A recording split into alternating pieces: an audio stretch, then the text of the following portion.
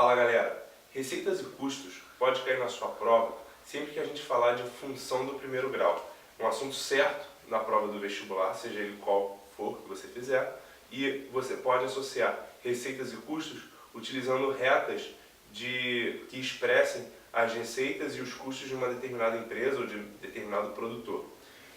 Quando a gente fala de função do primeiro grau, a gente tem a equação ou lei de formação, y igual a x mais b, que a gente sempre representa graficamente por uma reta. E essa reta ela pode ser inclinada positivamente ou negativamente, ou seja, ela pode ser crescente ou decrescente, de acordo com o sinal de A.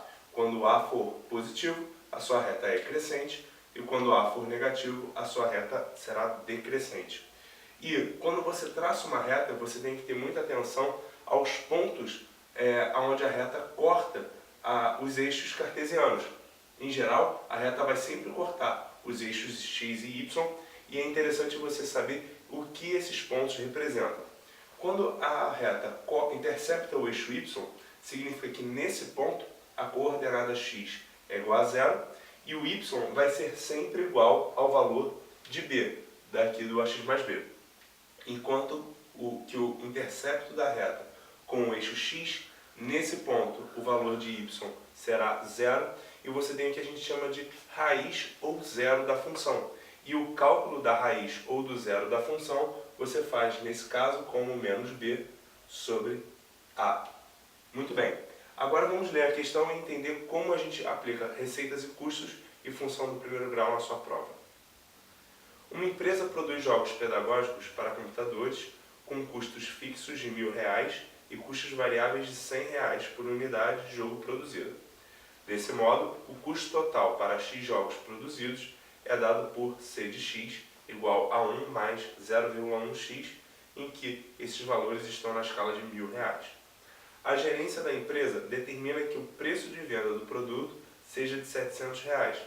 Com isso, a receita bruta para x jogos produzidos é dada por R de x igual a 0,7x, também na escala de R$ 1.000.